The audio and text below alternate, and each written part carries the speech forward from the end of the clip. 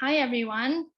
Thank you for joining us this afternoon for this workshop titled Creating Wellness, the Power of Art Therapy, in honor of Mental Health Awareness Month with Megu Kitazawa, art therapist and editor of the book Asian Art Therapists, Navigating Art, Diversity, and Culture. And she's joining us from Berlin, Germany today. I'm Priscilla Sun, A4's Programs and Communications Manager. I'm a Korean American woman with dark brown wavy hair, wearing braces, a headphone set, and a red button-down tank top, sitting on the couch in a gray Brooklyn apartment.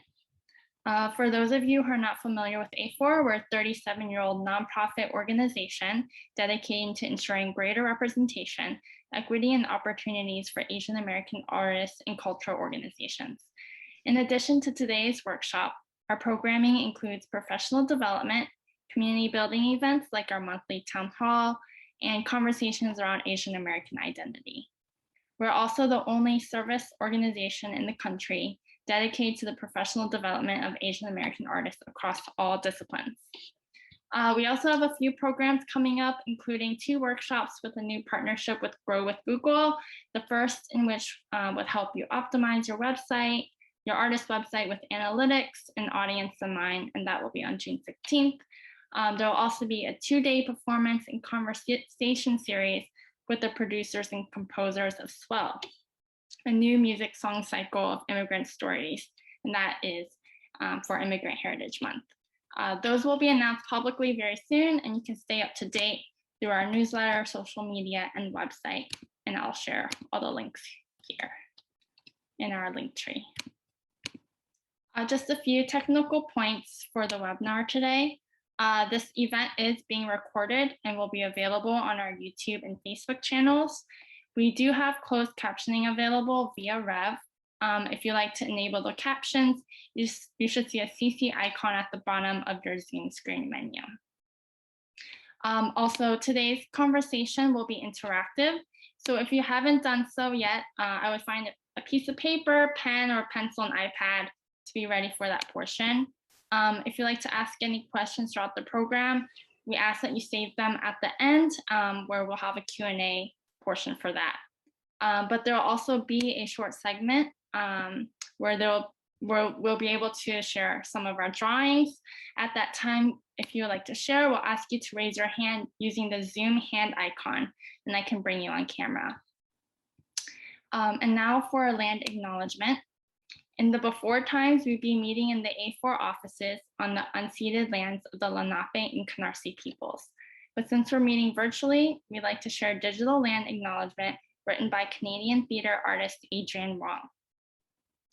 Since our activities are shared digitally to the internet, let's take a moment to consider the legacy and colonization embedded within the technology, structures, and ways of thinking we use every day. We're using equipment and high-speed internet not available in many Indigenous communities. Even the technologies that are central to much of the art we make leave significant carbon footprints, contributing to changing climates that disproportionately affect Indigenous peoples worldwide. I invite you to join me in acknowledging all this, as well as our shared responsibility to make good of this time, and for each of us to consider our roles in reconciliation, decolonization, and allyship. And without further ado, I'll pass it on to Megu for our workshop today. Thanks, Meg. Okay, thank you, Priscilla, for beautiful introduction. Hi, everyone. Let me share my screen. All right. Hello, New York. I miss you. And I'm from Berlin, Germany. I live here since 2017. I understand this is your lunchtime. Over here, it's 6 o'clock in the evening. Try to have a snack or bento box or whatever you have. Enjoy, relax. When we have a drawing time, then I'll let you know what to draw and how many minutes you have. Okay? And art making is also welcome during my presentation. And as Priscilla said before, I will take the questions at the end so that I can move on to the slides. So I'm from Tokyo, Hachioji. It's about 45 minutes away from the center of Tokyo by train. And I belong to a so-called 1.25 immigrant generations who came to the United States the age of between 13 and 17 years old. So this is Hachioji. Some of you might have been there already. It's a city and it's about 600,000 people and about the same size as Baltimore. And this is a typical yakitori place in Hachioji where my mom is a regular customer there. So my dad left Japan soon after my parents got divorced. And when I was 6 years old, my parents had this kind of funny custody arrangement that when I graduated from my middle school in Japan, and I had to go to the United States to live with my dad and my older sister as well. So it wasn't a question of why and do we have a choice? No, we had to leave Japan as soon as we became 15 and to live with my dad. So this is my dad, and he was a shiatsu master.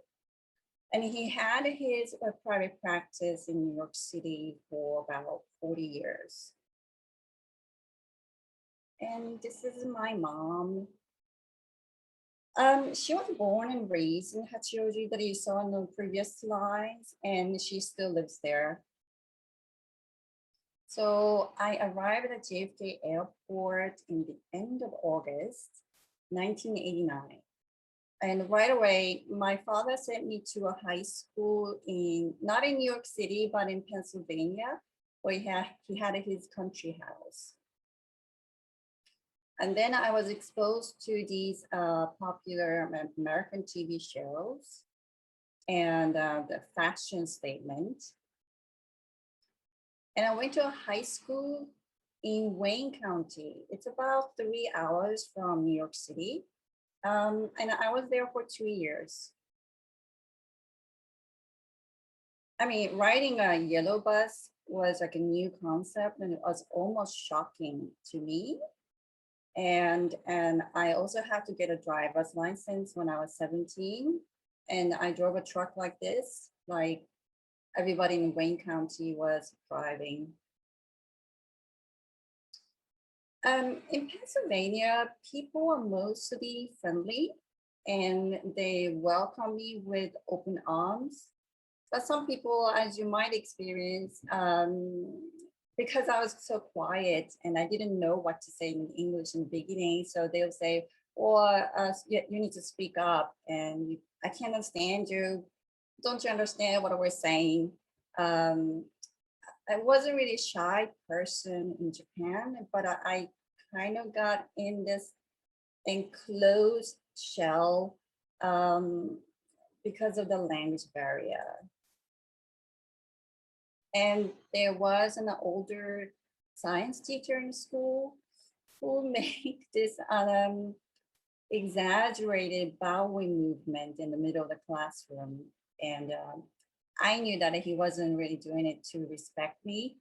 It just made me feel really embarrassed to be a Japanese, and that was really not a good feeling. But what made me go to the school every day was being in my art classes and art teachers who encouraged me that I could draw well and you're doing a great job. And that kind of encouragement was much needed, and without having to explain in English what I was making. So I think this was the beginning of my journey to become an art therapist. But at first I studied to be an art teacher at the City College in New York from 1993 to 97. But I was still feeling uncomfortable expressing something in English to students, and I was completely not out of the shell yet. So my professor at the time recommended to read this book by Edith Kramer. And Edith was considered as a mother of art therapy who taught an NYU's art therapy program that I went. And she was still teaching when I was a student there in 1998 and 2000. And she worked with children with emotional and behavioral problems.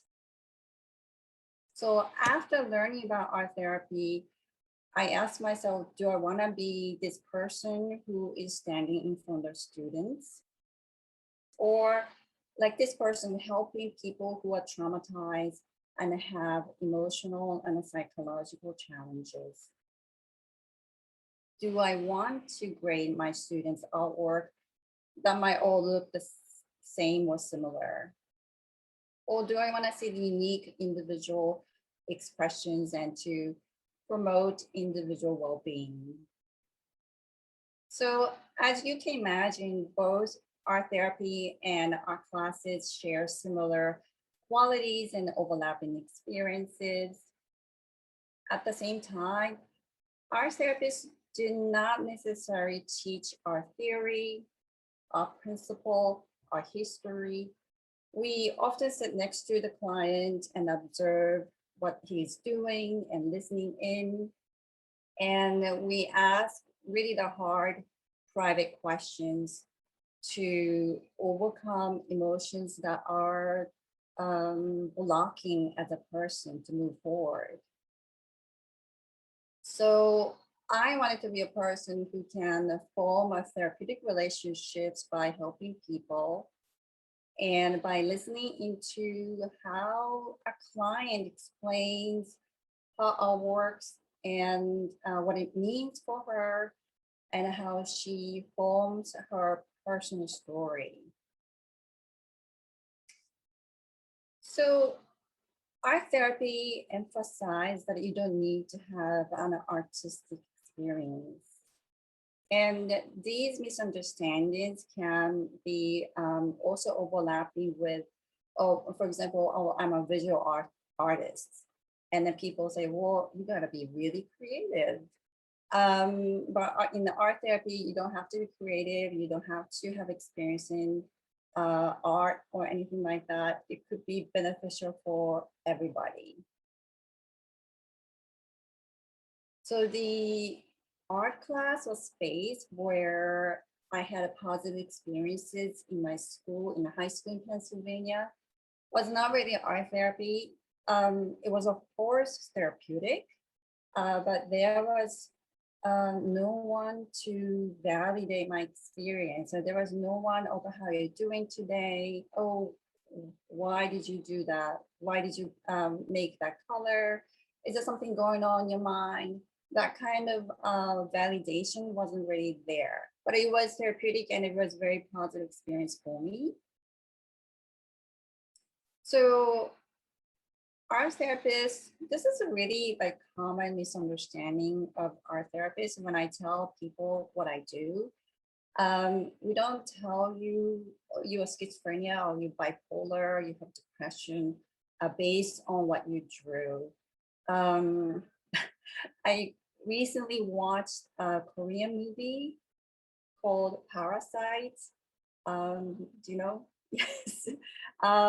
In that movie, this young woman pretends to be an art therapist and trying to take advantage of these rich people in Korea. So she'll tell this rich woman, well, unfortunately, you need me because your son has schizophrenia. You see in this face? And then I was like, oh no, we don't do that.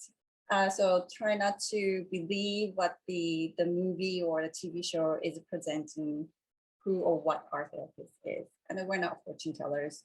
And then we don't cure anybody's medical disease or mental illnesses. I just want to point it out. Here's a diagram why I love art therapy.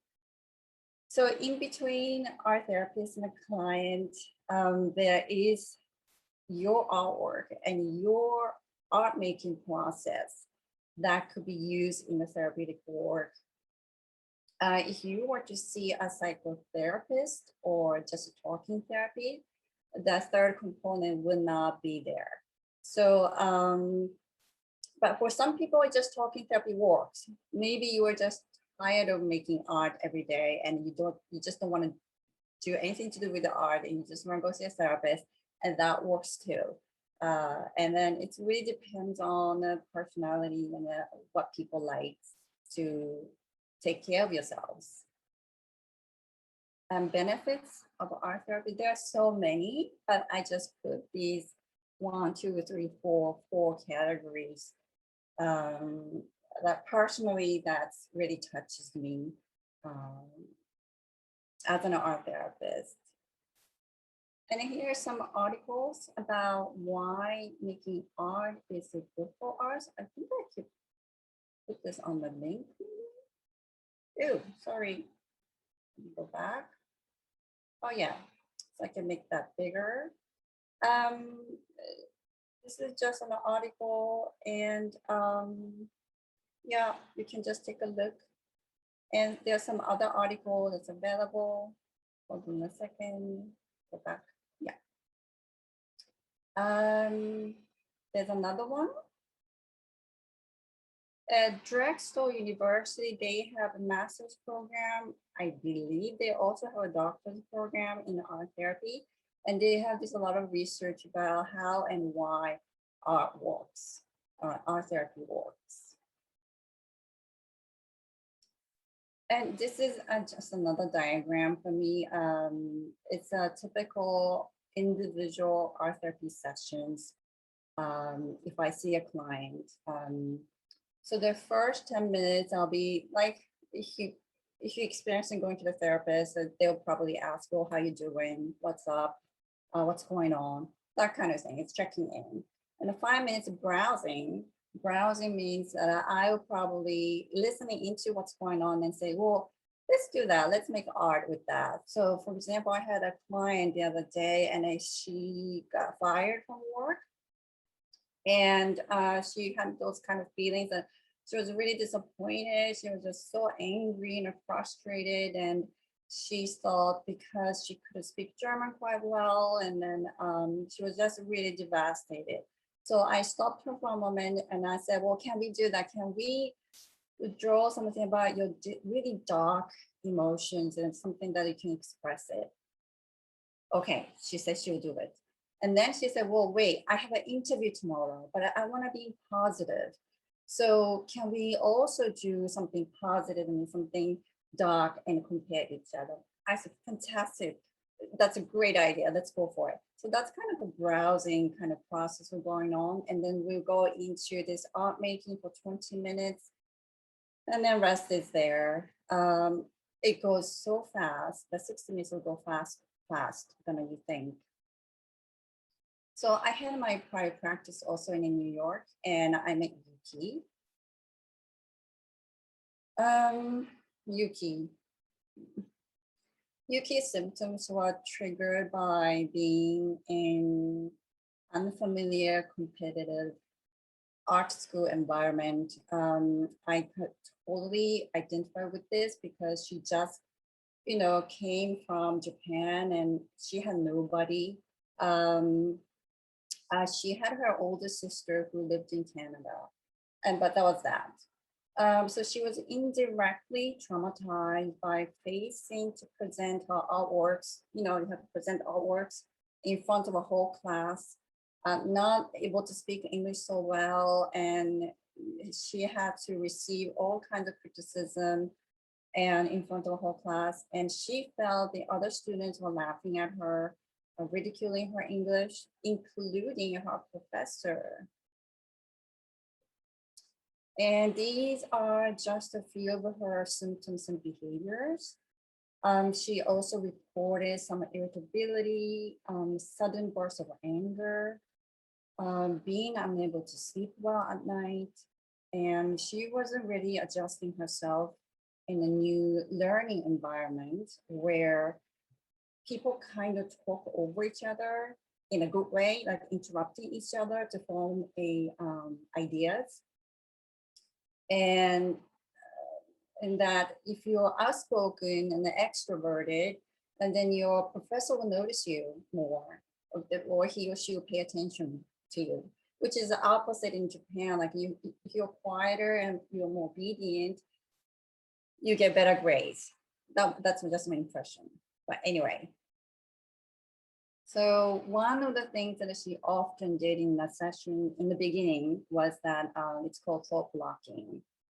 In a truly clinical form, a person with schizophrenia literally stops in the middle of the sentence, and it's called thought blocking. It's like when you're watching the Zoom and somebody's screen freeze like this, and that's what's happening. That was happening for Yuki. And so I had to ask, okay, do you need some help? What are you thinking right now? In Japanese, we only spoke in Japanese. And Yuki would lose the sense of time while her thoughts are blocked. So it might have felt, I guess, a few minutes for her, but she would take about 10 to 15 minutes at a time, or even longer, just thinking. So after a while, I thought, well, this isn't really working for her. So I had to give her a little bit more structure instead of giving her a lot of freedom and asking her to draw whatever came into her mind. That wasn't really working. For instance, I said, okay, today we're only gonna use clay and then we're gonna make something with the clay. Or let's draw a mountain, trees, and river. And this is called the directive or the art prompt in art therapy. And she responded so much better with this method. And she had less time blocking her thoughts, and she was able to move her hands a little bit better instead of just stopping like this and being freeze for 15 minutes. So towards the end of our therapeutic relationship, of course, we had ups and downs, but towards the end of our therapeutic relationship, she was becoming more animated, more relaxed. She was able to trust me, and then I was able to trust her. And we met almost every week for 3 years until she graduated from the art school. This is just an example of how Yuki's drawing had grown. So the left side would be her pencil drawing. She usually done only pencil drawing.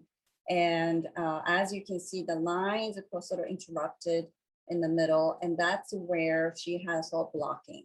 So she will stop there for a while, and then she'll be able to come back sometimes. But I had to remind her where she was before. And this drawing has been, she didn't finish it in 20, 40 minutes. She had it like for 2 or 3 sessions to came to the point where she said, okay, I don't want to do this anymore. So the right side will be towards the end of a therapeutic relationship where she was able to draw some animals in a colorful painting, and she was able to use metaphor. Oh, if I were just frog, I will say blah, blah, blah. And it was getting more playful. And in Japanese too, she was able to form a complete sentences instead of like a few words at a time. My colleague and I were invited to provide a workshop for children while their moms, single moms, attended a support group. And the group was offered by a Japanese social worker. And it was really, really unusual at that time to have this kind of group. It was very rare. Maybe it was only this one was available back then. It was in the early 2000s. So we use Open Studio format, but we also ask children to make a safe space for them and their moms by representing themselves as animals. So in an open studio like this, participants don't have to make any comments. They don't have to discuss any of the artworks.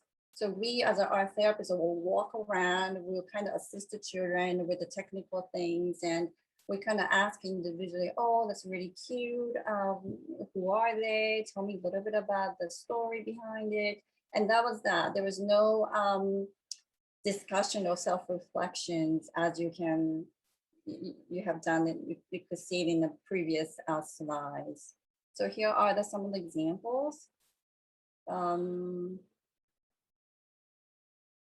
So shoe boxes, we asked in advance to bring the shoe boxes from home, and the rest of the materials that we were able to provide. So basically, open studio process has this no comments rule, and it's open-ended. People can just leave if they want to, and they can come back. It's really flexible. And introduce art as a therapeutic activity. And for the children here, for the single moms, they could take something meaningful to home, which is a shoebox, and they can add things later on at home. So these are the sort of like a slides that in the beginning that I was going to do. And I pretty much went through really quickly, but we're going to be getting ready for you to participate. Priscilla, is that okay? I think Priscilla asked you guys to bring some papers and pens, and if you have anything, markers, crayons, that'll be awesome, but not necessary. And then before I tell you what to do, and then you have to fill out the poll. Priscilla has been kind enough to prepare that for me. And then, so I will give you 10 minutes altogether to draw whatever I will tell you right now, and then fill out the poll, okay? And in the meantime, if you finish really fast, within 10 minutes, I'll be checking the chat. So you can ask me questions, right? So that, okay. So this is what you need to draw, 10 minutes, okay? So you're gonna draw a person in the rain. That's it. So 10 minutes. My clock here. Oh, it's, yeah, my German time, but 10 minutes. Okay, Priscilla, is that okay? Yeah. Okay, good, 10 minutes. I'm muting myself, but I'll be looking at the chat.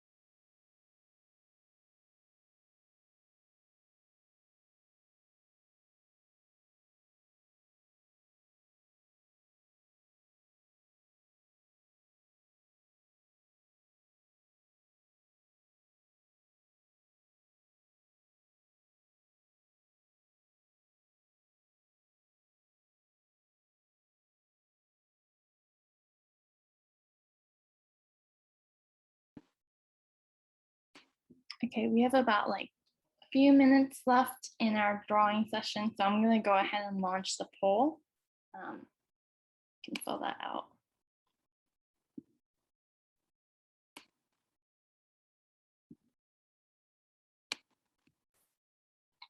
Oh, thank you, Priscilla.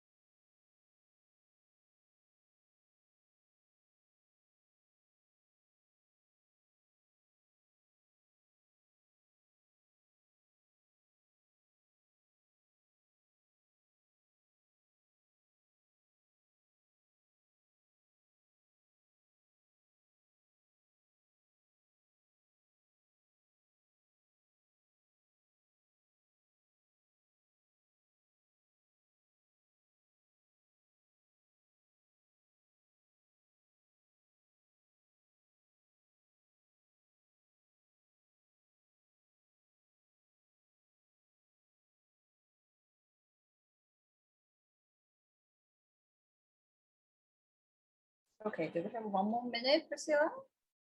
Or is my clock late? No, I think 1 minute. Yeah, okay.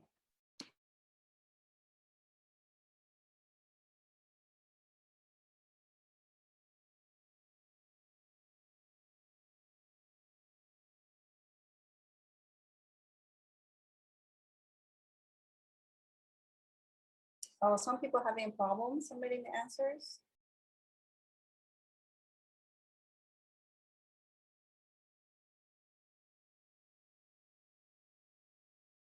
Yeah, don't worry, guys. This is just for fun. Don't worry. I don't grade you.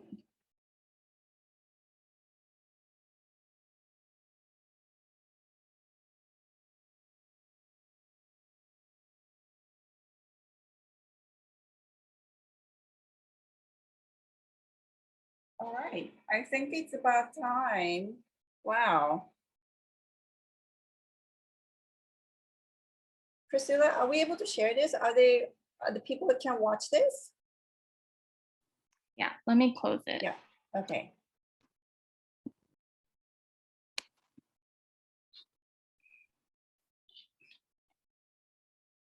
Okay, it's sharing. Okay, good. All right, so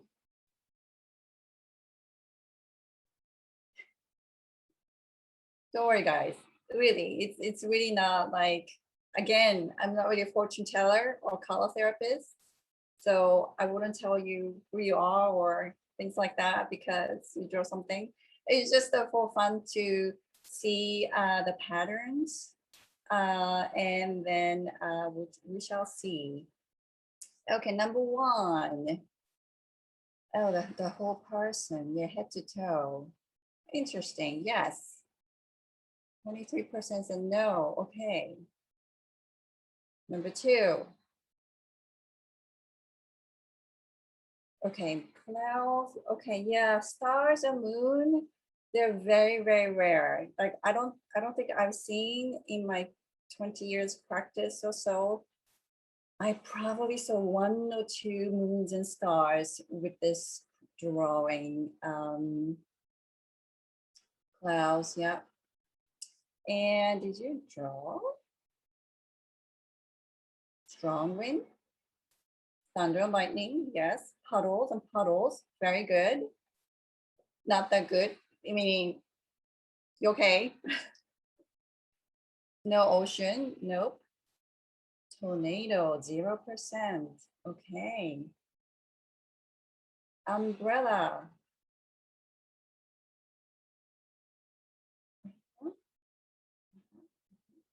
Other. Interesting. I'm curious about the others. Umbrellas, yes. Boots, okay. Heavy coat, cap, fine. Others. I'm curious about others.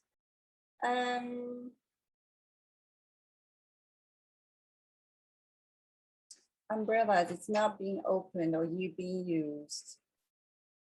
And 15%.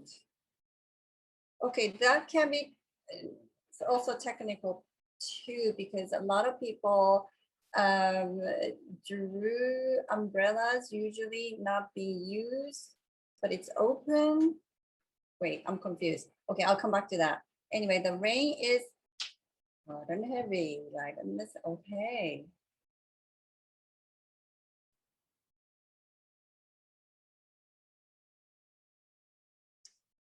Oh, this is really clearly divided. In your picture, person is standing on. Oh, this is really neat. It's really balancing out. All right. Oh, thank you so much for doing this. Before we're gonna go to the sharing time, okay. I have to say this is called a projective drawing. So art therapists have different kinds of projective drawing. One of the examples is a person in the rain. So you can project something, your thoughts and feelings. Of course, this was only 10 minutes, 5-10 minutes. So if you do this in the full, in the true form of art therapy, you have more time to think about what you need to draw. But what I look for is the protective gears. So let me go back to these guys. Protective gears, umbrellas, boots, caps, blah, blah, blah. Those are pretty much what I look for. And something positive. And the person in the rain, usually the rain, of course, you have your own meaning, interpretation, whatever.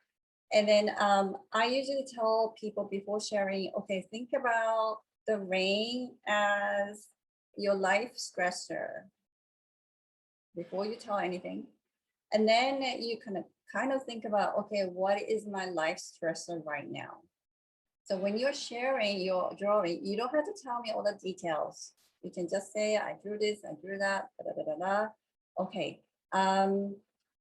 So it'll be interesting to know how your person is protected or not protected, because I've seen the people drew without umbrellas and everything, and just sort of like open arms, and the rain is falling on top of them, and then they love it. They were kind of like, I'm happy in the nature.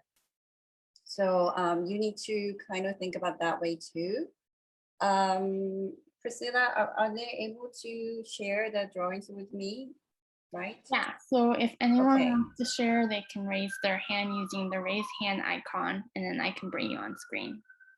Okay, and you can see person who's raising their hands? Yeah.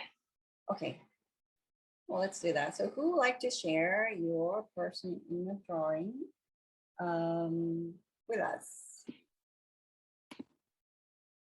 We have Amanda. Okay, hey Amanda, thanks for joining.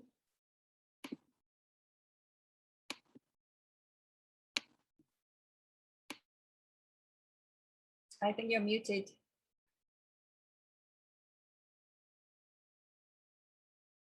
Sorry. Okay. I don't know. Am I on the screen? Hi. Yes, yes, Okay. yes. Okay. So let me turn it around Nice.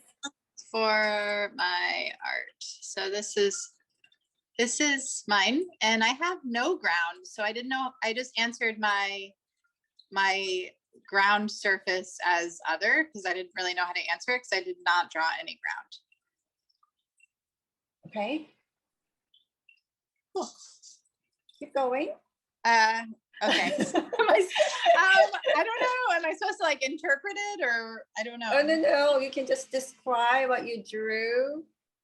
I drew, so I would say my rain is coming down hard, but it's multiple colors, which is interesting. And I have it splashing the ground that I didn't draw.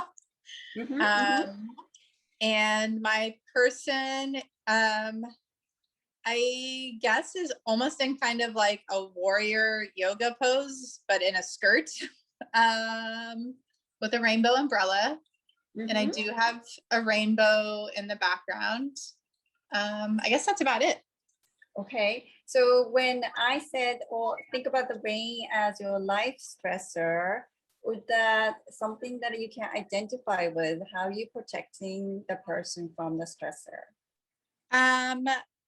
So I do have the umbrella. I guess there is some protection there. I would say I have many varieties of life stressors, and that's accurate. Maybe that's why I used a bunch of different colors. I don't know, but yeah, I think that makes logical sense, I guess.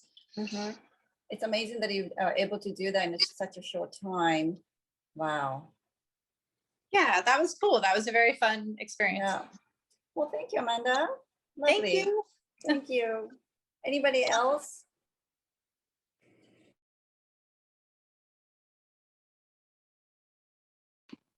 We have Hayatsu.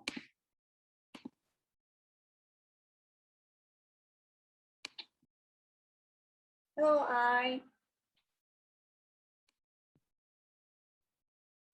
Hello, Hi. you see me? It's Yes, I can see you. So this is mine. I don't see myself, so I don't know if it's in a frame. Yeah, you can put the drawings a little bit closer to the camera. There you go. Perfect. Okay. Stop. Okay. Okay, you can describe the drawing for us. So this is I didn't really think of, I guess, the rain as a stressor, but she is also under the, in a way, umbrella. I tend to draw things in kind of fantastical world. So she's under this gigantic mushroom.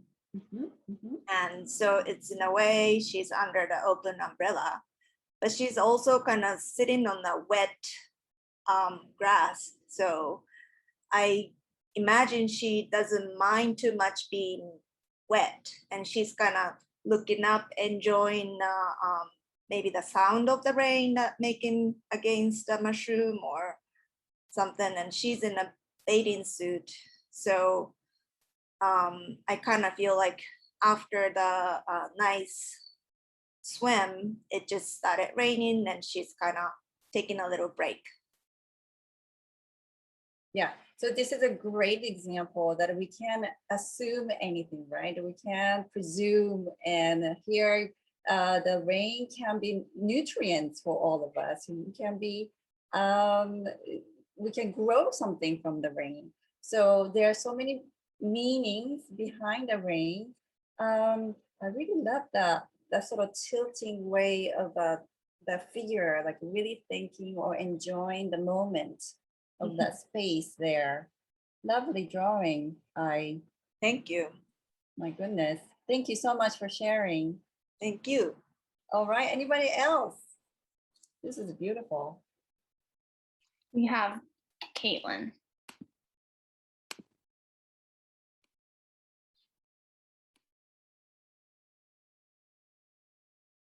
Hello, Caitlin.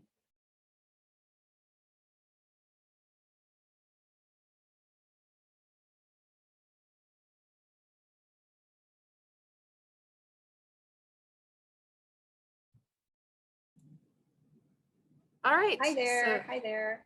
hello. So I did mine on just a small little piece of Ooh, I office love paper. Yes. And it was sort of just like the rain's coming down heavy, but the figure isn't really bothered by it. She sort of likes the weather and she doesn't have to worry about getting wet because she brought her little hat and raincoat and umbrella. I'm sorry, Caitlin. Is that possible for you to put the drawing a little closer to the camera? I just want to see the face. Oh yeah. Oh, she looks really happy. Wow, the hand is pretty good. Thanks. Jeez. Wow. Yeah, well, thank you. Yes. So could you tell me about the person a little bit? Is she, what kind of feeling does she have? So she's not bothered by it, by the rain?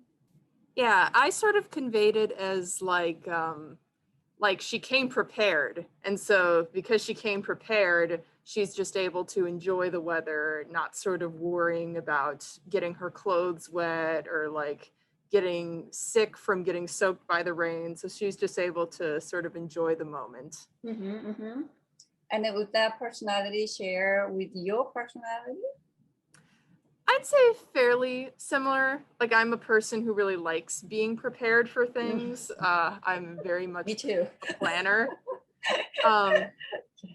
But then I also try and sometimes step out of my sort of type A planning sort of sense and try to enjoy smaller moments. And I also really like rain. So I think that's partially what influenced this. Very nice. With that person, did she know that it was raining, or did she look at the weather channel before she went and then she packed all these gears before she went?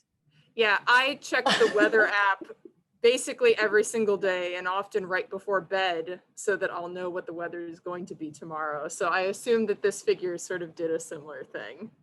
That's nice. Thank you so much, Caitlin. Thank you. That's a lovely information. Okay, Priscilla, do we have more time for one more person? I think we have time for one more, yeah. Okay. I'll bring on Marlo.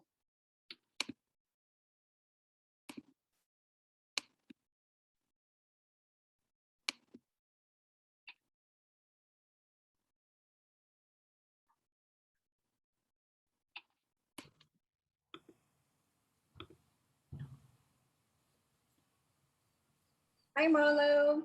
Hello. Hello. I have some blocking on your face. Oh, Is that possible? I've stopped. Have I stopped video or? No, you're on a video, but there's something. Oh, blocking. sorry. Yes. Sorry, it's my It's ring okay. light. All right, could you show me a drawing closer to the camera a little bit more? Oh, you have very professional journals. Oh, it's my daughter's. Yeah. Can you see it? Yes. So it wasn't a full length one. So I think that's where I put other. But yeah, I tried to make her fashionable, even though it's raining. And I really like the rain anyways. I'm from the Caribbean originally, and nice. We normally play in the rain. And again, living in London, it's always raining anyways, so I'm used to the rain. And we tend not to use a brolly much because by the time you get round to using your umbrella, it's too windy and it gets damaged. That's right. So, but you spend a lot of money on beautiful umbrellas, but you tend not to get to use them for very long. But yeah, so that's my person in the rain. Marlo, I can't really see the rain. Is it hard rain or misty rain? It's hard. Okay. But I was running out of time, so I did the rain at the end. So I just drew long lines. If it was a bit misty, it would have been shorter lines to make it appear not as heavy. And again, there's a bit of wind as well. Yeah, but Very she's not nice. getting wet, even though it's windy and raining. Doesn't make sense, really. What is she holding on the hand? Oh, she has a handbag. So she's got Beautiful. her lovely raincoat Mhm. and bow brolly and a bow handbag. Yeah. And where is she going? I don't know. I don't know. I didn't think of that. I just know she's in the rain. In the rain, yeah. So the person in the rain, yeah. So these are kind of questions. Thank you, Marlo. That was lovely. Yes. In Germany too, nobody put the umbrellas on top, which is culture shocking to me. Like, it's like, what happened? Anyway, thank you so much, Marlo. That was lovely. But so the projected drawing is really interesting because I asked those kind of questions and all this kind of little bits and pieces of information about the person who's talking will come alive. And if you have insightful reflections, the conversation goes much, much deeper than just one piece of drawing. So I really love a person in a rain drawing. We also gonna introduce some other projected drawing, but one of the other projected drawing is the draw a bird's nest. I'm gonna stop talking about that. I don't want to give you a lot of information, but draw a bird's nest. So that'll be another projected drawing that you might be interested in doing. Okay, so Christina, I'm just gonna move on to, I have a few more slides. Okay, and where am I? Okay. So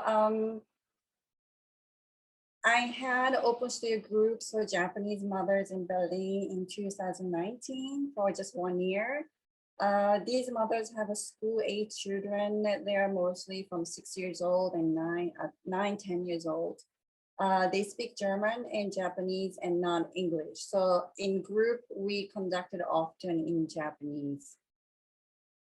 So again, I said many times that the person in the rain is called projected drawing.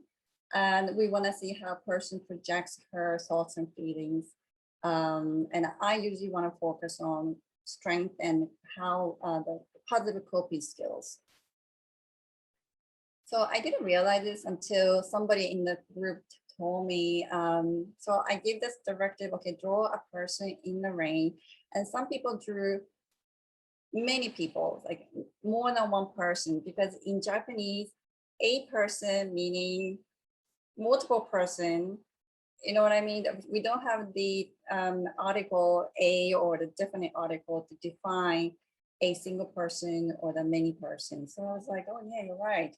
So it was too late. So some people drew many people, which is fine, which is also the interesting information about that person.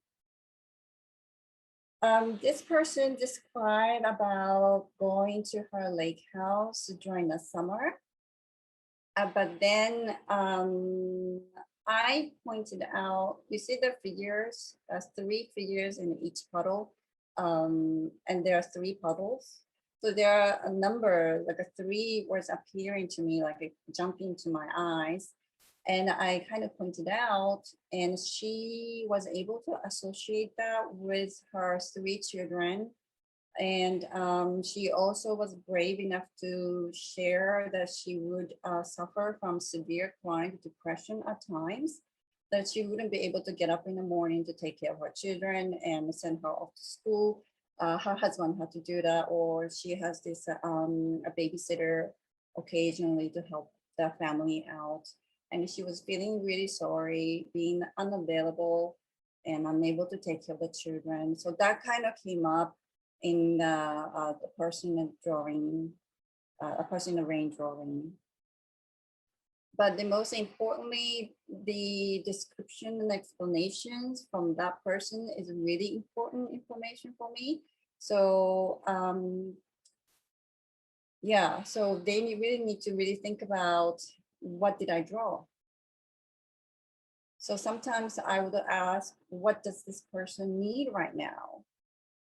For this person, she started talking about her stress as I said before, that I was explaining that, well, the rain can be a stressor, a life stressor, and she feels very much under the pressure every day. But she feels that she had to carry on without complaining. So she initially thought she drew her son here, and then she realized, oh my God, that's actually me in the rain. So there was like sort of brain clicking, like I could hear her brain clicking. And these people have no artistic skills whatsoever. And they were open and flexible enough to join my group. So I really appreciate that. And yeah. So we are almost towards the end. Wow. What you can try at home, this is called vision board.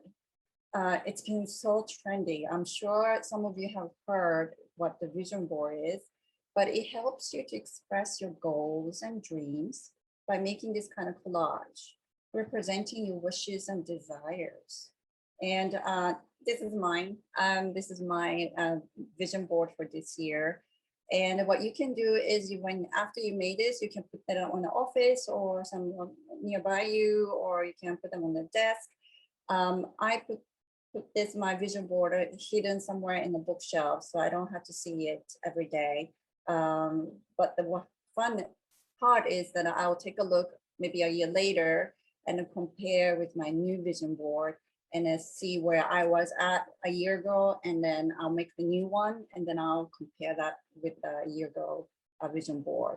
And these collage materials, the Pinterest is a really great resource for collage materials. So in the Pinterest, you search, you type abstract painting, and then the abstract painting will pop up, and then you kind of print it out. I have a color printer, so I was able to print it out and cut it out. Also the words, they're all from Pinterest. So you type positive affirmation, and then boom, everything will be there. So vision board is something that you can enjoy with your family members. If you have kids, they would love to do that. Collage is really just cut and paste. You don't really need to be brilliant, drawing portraits or something. So this is another project drawing that I was going to introduce. This drawing a volcano, which is funny because it was on Monday, I had this client, I kind of mentioned this, I was kind of selling this point of, oh, you can draw a volcano. And he was thinking about it, and he was like, oh, better not today. And then it was last Monday. And then this Monday, he saw me again, and he was like, look what I did. And he drew about 5 or 6 small volcanoes after my session. He thought about it and he said, oh, that's a really good idea. So he drew these small, tiny volcanoes for 5 days in a row. So key discussion, as you can see, there are so many meanings and so many other ways to interpret volcanoes. I also use this volcano drawing in a group which was focused on anger issues in hospital settings. So in a hospital settings, because people don't stay so long, they kind of leave in 2 or 3 days. So the quick and dirty kind of art therapy that I have to do. And the anger management group was one of them. And I have done the volcano drawing, which seems to be really fitting to people who had anger issues, however you want to interpret volcano with angers. So this is another example that I was giving another person the volcano project, and she did it with this other folding book making things. And I thought it was lovely for her to do that. This is also no comments because she's still working on it. So she didn't want to say anything about it yet. So I'm hoping that she will make some comments at the end. And this is on the 6th day. So we're going into the conclusion. So with an art therapist, you are asking yourselves the following questions. just like in the therapy sessions. But the difference is the bottom. Do I want to show my work to the public? It's really up to you. In the hospital school setting, when we work, we were kind of like indirectly asked to have an art exhibit, and this is like sort of like issues. What we as an art therapist, okay, well, it's a therapy session, it's a privacy.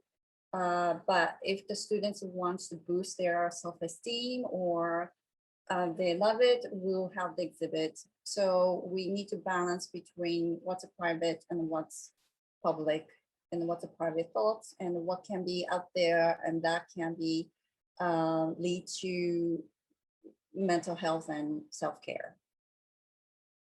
So the power of art therapy is not only to create mental and physical well-being, but also encourage us to be empathic. And to me, working on empathy is so important. And I come back to the point over and over again. And especially when we talk about race and diversity. And these are the tips to increase empathy. And I'm sure most of you do that, or you have some kind of idea, some similar ideas about this.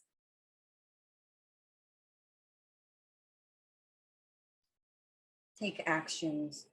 So give support. So remember I told you about my science teacher who was making those exaggerated bowing movements towards me. And I wish I could go back and say, you know, my adult me will say to the teenager me and tell that science teacher, hey, you know, what you just said is offensive. And for Yuki, who struggle with having this school environment where people interrupt each other, talking over each other. And if someone say, well, I think she was still in the middle of sharing an idea. So let's make sure she has a chance to finish her thoughts and then we can move on. So nobody, you know, it's just so difficult. When can we say that and how? But that's the like sort of like the actions that I meant to say I would give a support, not only the money things, but I just like emotional and verbal support that can be really helpful. So I have about 5 books for you guys to read, or if you have a time, I recommend about art therapy and then how art therapy is used in clinical settings. And in the beginning of the presentation, when we were talking with Priscilla and Lisa, and how can I collaborate with music therapy or some other disciplines, and I didn't have a clear answer because we tend to collaborate with the music therapist often, but personally, I don't have much experience with that. So that's the book about how music therapy and art therapy can be combined. And there are drama therapy, poetry therapy, and dance therapy. So those are the big creative arts therapy umbrella. They are all licensed in the state of New York, which is very, very good. I'm Born for Love, about empathy. And this is my favorite book, Bruce Perry's book. It's quite old, but still works. And here's my book, Asian Art Therapist. You can sort of peek through what we as Asians go through in this white female dominant professions and how we survive it. But we also have a good time. And a lot of chapter authors talk about empathy for some reason. So I think it's a common theme. And lastly, this book, you might know already, old book, but it's nice to reread this again. But anyway, well, so that's it for my presentations. Thank you so much. And should I stick around for a few minutes to take a Q&A? And let me take a look at the Q&A. You guys have great questions, by the way. I love it. Priscilla? I'm doing Q&A. Do you think that I can stick around? And Yeah. We have yeah. 5 minutes for Q&A. So if there are any final questions, feel free to post them in the Q&A Yes. chat. Also, usually when I finish a presentation, if you didn't share your a person in a rain drawing, it's fine. But if you want to know a little bit more about how we can discuss it, please email me. I can definitely help you with how you read your art projective drawing. That'll be nice one too.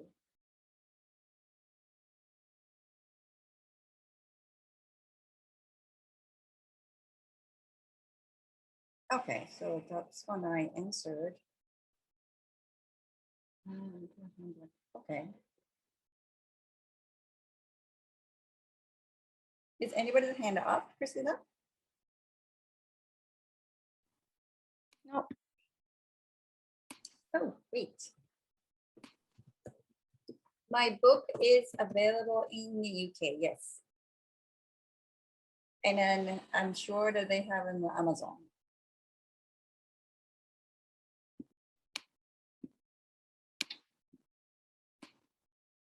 Ooh, nice.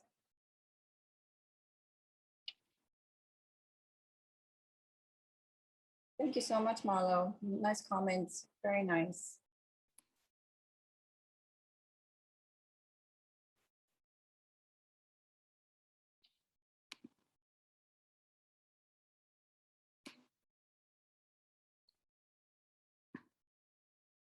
Yes, you're free to contact me, ask me about art therapy and how to become an art therapist.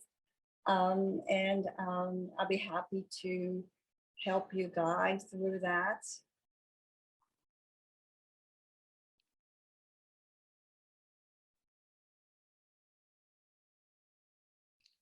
All right, if there's no final questions, I guess we can conclude the workshop for today. I just wanted to thank everyone for attending. We do have a post-event survey. I'll drop it in the chat. We'd love to hear from you and hear what you thought and how we can improve our programs. You can also visit our website just to stay in touch and learn more about future programming. All right, thank you very much.